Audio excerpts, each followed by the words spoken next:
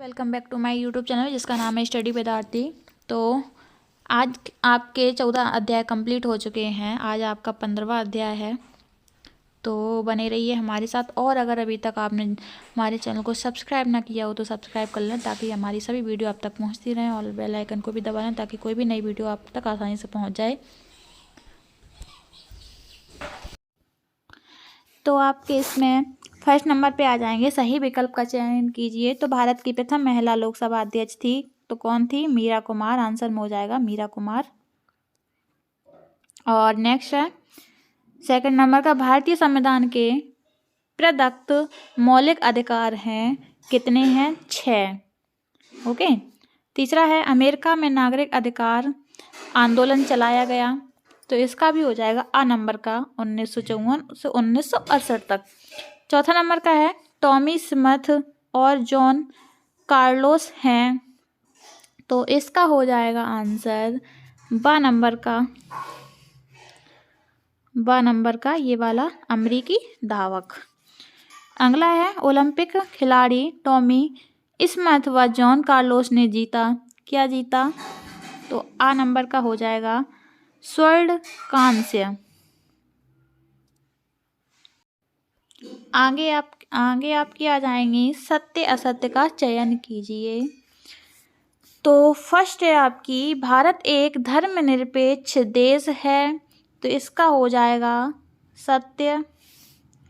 लोकतंत्र में मौलिक अधिकार अवश्य हैं, इसका भी हो जाएगा सत्य। लोकसभा की सदस्यता के लिए न्यूनतम आयु 25 वर्ष है, तो ये भी सत्य है। अश्वेत शक्ति आंदोलन 1986 में उभरा, इसका असत्य ये वाला। पांचवा है, टॉमी स्मिथ व जॉन कार्लोस एफओ अमरीकी हैं, तो ये है सत्य। आगे आपके खाली स्थानों की पूर्ति कीजिए। भारत दुनिया का सबसे बड़ा देश है, तो क्या है? लोकतांत्रिक देश, लोकतांत्रिक देश। ओके।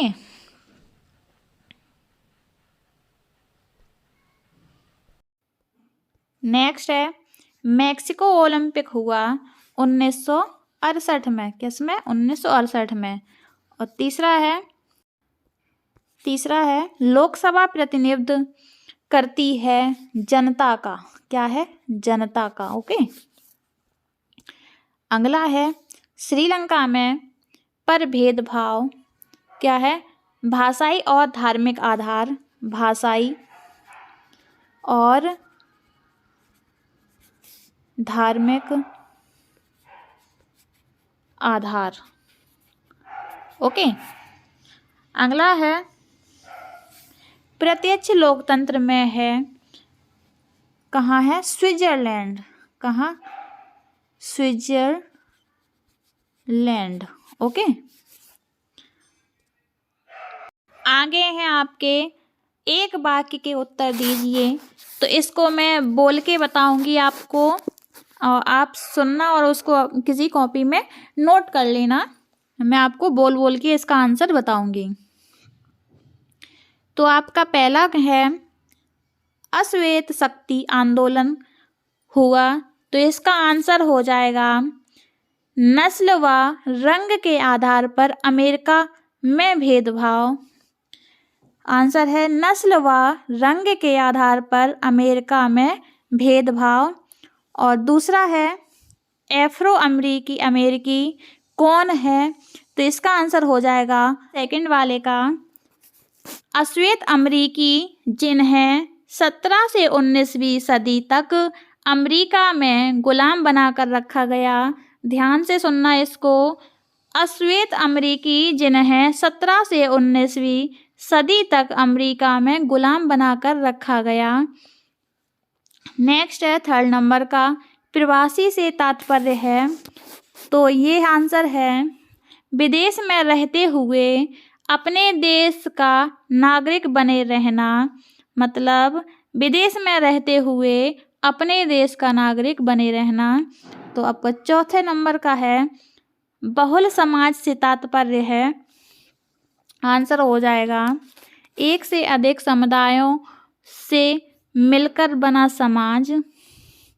पांचवा है नस्लीय भेदभाव के विरुद्ध अमेरिका में किसने आंदोलन चलाया, आंसर है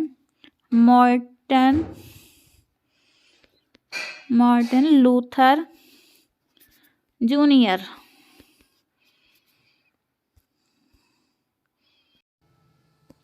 आगे आपकी सही जोड़ी बनाइए, तो आपकी फर्स्ट वाली हो जाएगी भारतीय संविधान, तो इसका हो जाएगा धर्मनिरपेक्ष।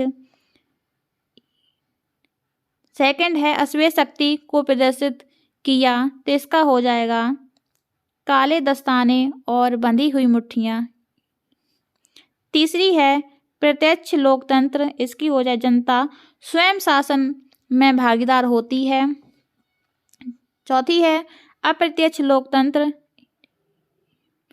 तो इसका हो जाएगा चुने हुए प्रतिनिधियों के द्वारा शासन। पांचवी है दक्षिण Africa, doctor Nelson Mandela.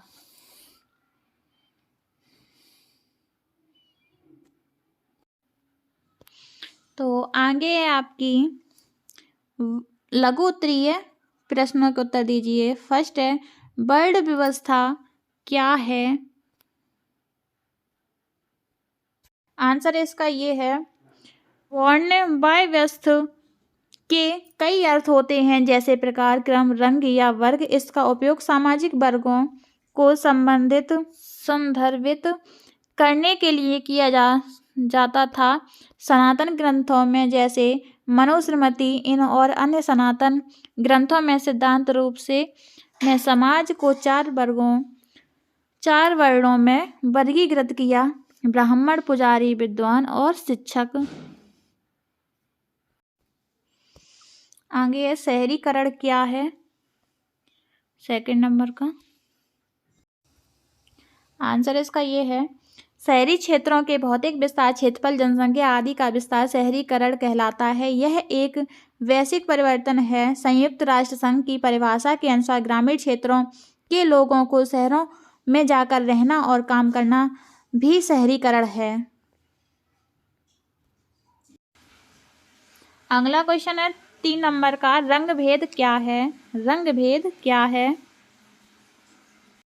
Answer हो जाएगा इसका रंग भेद संस्थागत नस्लीय अलगाव की एक प्रणाली थी जो दक्षिण पश्चिम अफ्रीका और दक्षिण अफ्रीका में मौजूद थी। रंग भेद 1948 से 1990 के दशक की शुरुआत तक था। अपार्टाइड एक अफ्रीकी शब्द है जिसका अर्थ है अलग होने की स्थिति या अलगाव, शाब्दिक रूप से अलग अलग। अपार्टाइड शब्द का पहली बार उपयोग 1929 में दर्ज किया गया। रंग भेद की विशेषताएं वास्प पर आधारित एक सत्तावादी राजनीतिक संस्कृति थी, जिससे यह सुनिश्चित किया गया दक्षिण अफ्रीका प्रदेश की अल्पसंख्यक श्वेत आबादी का राजनीतिक, आर्थिक और सामाजिक रूप से प्रभुत्व था। अगला है लोकतंत्र की विविधता से तात्पर्य, 4 नंबर का, तो इसका आंसर ये हो जाएगा किसी भी समाज में विविधता तभी आती है जब उस समाज में विभिन्न आर्थिक तबके, धार्मिक समुदाय, विभिन्न भाषाई समूहों, विभिन्न संस्कृतियों और जातियों के लोग रहते हैं। भारत देश विविधताओं का एक जीता जागता उदाहरण है, जहाँ हजारों भाषाएं बोली जाती हैं, अलग अलग खान पान है, अलग अलग पोशाक और तरह तरह की संस्कृति दिखाई देती है। अगला है 5 नंबर का समरूप समाज क्या है, समरूप समाज क्या है, आंसर इसका ये हो जाएगा समरूप समाज एक ऐसा समाज होता है जिसमें काफ़ी समानता पाई जाती है। इनके बीच संस्कृति और जाति पर आधारित असमानता बेहद कम पाई जाती है। आगे हैं दीर्घ उत्तरीय प्रश्नों का उत्तर दीजिए। फर्स्ट है पितृ प्रधान व्यवस्था को समझाइए। इसका आंसर ये हो जाएगा पितृ सत्ता, जिसके जरिए अब संस्थाओं के एक खास समूह को पहचाना जाता है, सामाजिक संरचना और क्रियाओं की एक ऐसी व्यवस्था के रूप में परिभाषित किया जाता है जिसमें पुरुषों का महिलाओं पर वर्चस्व रहता है और उनका शोषण और उत्पीड़न करते हैं।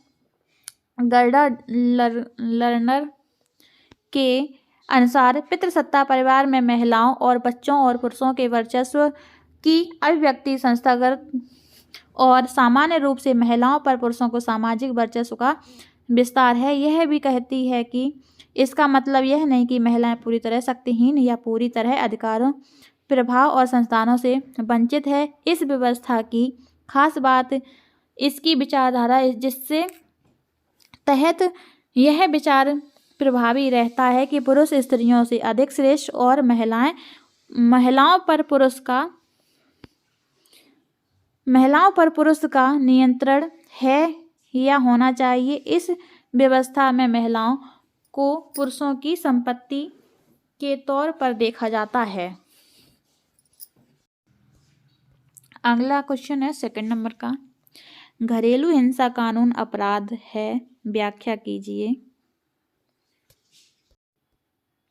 इसका आंसर ये हो जाएगा घरेलू हिंसा की कानूनी परिभाषा। घरेलू हिंसा के विरुद्ध महिला संरक्षण अधिनियम की धारा 2005 घरेलू हिंसा की परिभाषित किया गया प्रतिवादी का कोई बर्ताव, भूल या किसी और को काम करने के लिए नियुक्त करना घरेलू हिंसा में माना जाएगा। क्षति पहुंचाना या जख्मी करना या पीड़ित व्यक्ति को स्वास्थ्य, जीवन अंगों या हित को मानसिक शारीरिक तौर से खतरे में डालना या ऐसा करने की नियति रखना और उसमें शारीरिक, यौनिक, मौखिक और भावात्मक और आर्थिक शोषण शामिल है, या दहेज या अन्य संपत्ति या मूल्यवान प्रतिभूत की अवैध मांग को पूरा करने के लिए महिला या उसके रिश्तेदारों को मजबूर करने के लिए यातना देना, नुकसान पहुंचाना या जोखिम में डालना या पीड़ित उसके निकट संबंधियों पर उपरोक्त वाक्यांश सम्मिलित किसी आचरण के द्वारा दी गई धमकी का प्रभाव होना या पीड़ित के शरीर को मानसिक तौर पर घायल करना या नुकसान पहुंचाना, शिकायत किया गया कोई व्यवहार या आचरण घरेलू हिंसा के दायरे में आता है या नहीं, इसका निर्णय प्रत्येक मामले के तथ्य विशेष के आधार पर किया जाता है। अगला क्वेश्चन है नारीवाद आंदोलन को समझाइए।